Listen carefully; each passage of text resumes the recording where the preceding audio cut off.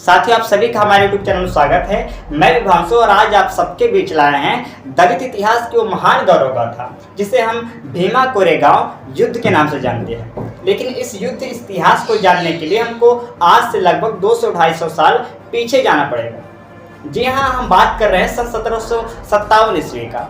India में अंग्रेज अपना ब्रिटिश ईस्ट इंडिया कंपनी के रूप में पैर पसार चुके थे और भारत पे कब्जा करने की जुगत में लग गए थे और इसके लिए उन्होंने अपनी पहली लड़ाई लड़ी और ये लड़ाई थी बंगाल के नवाब सिराजुद्दौला और अंग्रेजों के बीच। साहब, इसी लड़ाई को हम इतिहास में प्लासी के युद्ध के नाम से जानते हैं। जी हाँ, आप सही सुन रहे हैं, प्लासी का युद्ध।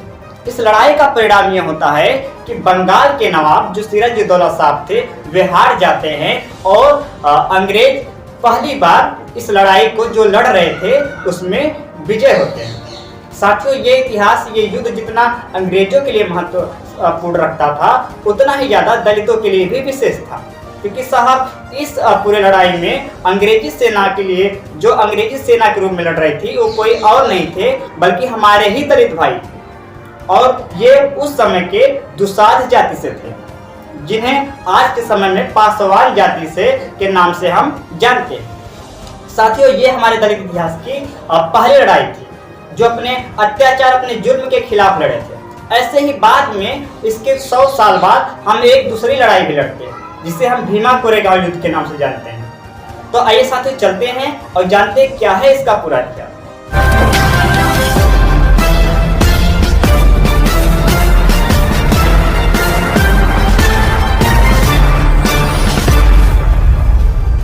साथियों, इस इतिहास को मैं शुरू करूं, आपको पहले उस समय की तत्कालीन भारत की सामाजिक स्थिति के बारे में जानना जरूरी समझता है, क्योंकि उस समय की जो समाज की स्थिति थी वो कुछ यूं थी कि जो उस समय के हमारे दलित भाई थे उस समय अछूत कहे जाते थे और वे उनके साथ जो जातिगत भेदभाव था, छुआछूत था, अपने चरम स्थिति पे थी।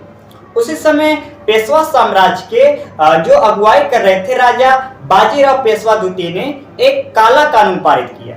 उस कानून के तहत दलितों के लिए या फिर उनके हिसाब से जो अछूत कहते थे उनको उनके लिए एक विशेष कानून बनाया गया, जिसमें वे ये कानून बनाए कि जो भी हम हमारे अछूत भाई हों, यदि वे सार्वजनिक जगह पे चले तो अपने पीठ में झाड़ू बांधें, जिससे वे जब चले तो उनके पैरों के चिन्ह से जो उस समय के उच्च वर्ग के लोग थे, ब्राह्मण पेशवाई लोग थे, उनका अपवित्र न हो।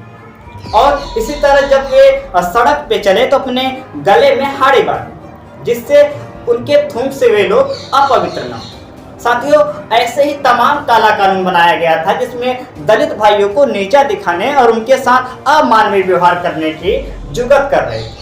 इन सभी काला कानूनों से त्रस्त होकर हमारे दलित भाई इंतजार कर रहे थे कि उनका कोई नेतृत्व करे और अपने साथ हो रहे इन अत्याचारों का वो बदला ले। इसी समय अंग्रेजों का प्रवेश होता है और जहां अंग्रेजों का व्यक्तिगत लाभ था तो वहां पे अछूतों का भी व्यक्तिगत लाभ था कि वे इन ब्राह्मणी पेशवाई सेना के खिलाफ युद्ध लड़े और आखिर वो समय आ ही जाता है। ये समय होता है 1 जनवरी 1818 ईस्वी का और जगह होता है भीमा नदी का तट। साहब, इस युद्ध के बारे में ऐसा भी कहा जाता है कि एक तरफ जहां ब्राह्मणी पेशवाई सेना का नेतृत्व या अगुवाई कर रहे थे बाजीराव पेशवा द्वितीय, तो दूसरी तरफ अंग्रेजी सेना का जो अगुवाई कर रहे थे या फिर जो अंग्रेजी सेना थी वो पूरी तरह से महार सैनिक थी। महार उस समय के दलित जातियों में से गिनी जाती थी। साथियों, ऐसा कहा जाता है कि जो पूरा ब्राह्मणी पेशवाई सेना था इनकी संख्या 28,000 थी, जबकि जो महार सैनिक थे, जो दलित सेना थी, उनकी संख्या लगभग 500 ही थी। इनमें लगभग 20,000 घुड़सवारी सेनाएं थी तो 8,000 केवल पैदल सेना, जबकि जो महार सैनिक थे उसमें केवल और केवल 250 ही घुड़सवारी सेनाएं, बाकी सब पैदल सेनाएं। साथियों, दिन होता है 1 जनवरी 1818 ईस्वी का। स्थान था भीमा नदी का तट और उस समय का जो पर्यावरण, जो मौसम की स्थिति बिल्कुल ठंड का मौसम था।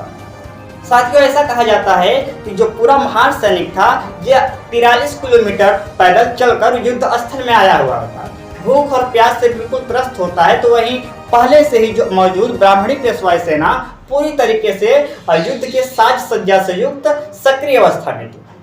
साथियों, युद्ध छिड़ता है और एक भीषण युद्ध होता है। यह युद्ध कोई 1 या 2 घंटा नहीं चलता है, बल्कि पूरे 12 घंटा चलता है।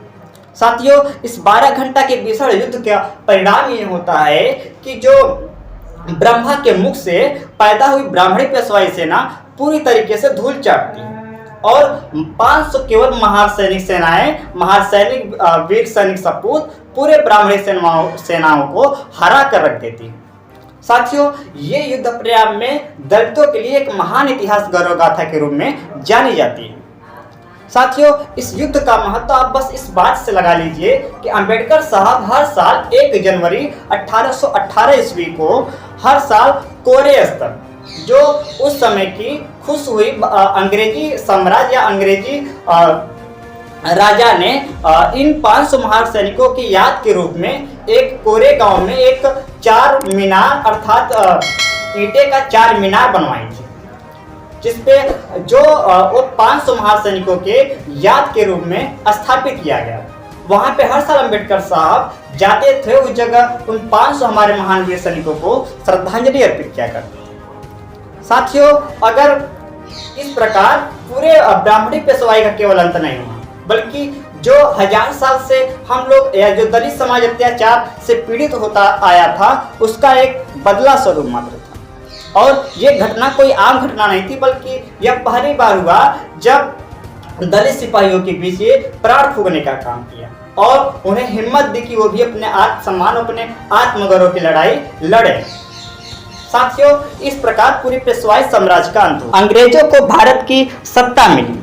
इसके फलस्वरूप अंग्रेजों ने भारत देश में शिक्षा का प्रचार किया, जो हजारों सालों से बहुजन समाज के लिए बंद था। इसके उपरांत महात्मा फूले पढ़ पाए और इस देश की जातिगत व्यवस्था को समझ पाए। अगर महात्मा फूले न पढ़ पाते तो शिवाजी महाराज की समाधि कौन ढूंढता? अगर महात्मा फूले न पढ़ पाते तो सावित्रीबाई कभी इस देश की प्रथम महिला शिक्षिका न बन सकती थी। सावित्रीबाई के अशिक्षित रहने की स्थिति में इस देश की महिलाएं कभी न पढ़ पाती। साहू महाराज कभी आरक्षण नहीं दे पाते और बाबा साहब अंबेडकर भी नहीं पढ़ पाते। आप यह समझ सकते हैं कि अगर बाबा साहेब नहीं पढ़ पाते तो दलितों आदिवासियों की स्थिति आज क्या होती। इसीलिए जिस प्रकार अंबेडकर साहब हर साल 1 जनवरी 1818 ईस्वी को जाकर श्रद्धांजलि अर्पित किया करते थे, उसी तरह हमारा भी दायित्व बनता है कि इस विशेष दिन, इस 1 जनवरी 18 इस विशेष दिन को हम लोग भी अपने वीर सैनिकों के श्रद्धांजलि के रूप में अपने घर, अपने समाज, अपने स्कूलों में उत्सव के रूप में मनाएं और उन्हें याद करें। तो साथियों, इस दलित इतिहास को घर घर तक पहुंचाने के लिए आप प्लीज इस वीडियो को ज्यादा से ज्यादा शेयर करें और हमें हिम्मत दें। सुनने के लिए आप सभी का धन्यवाद।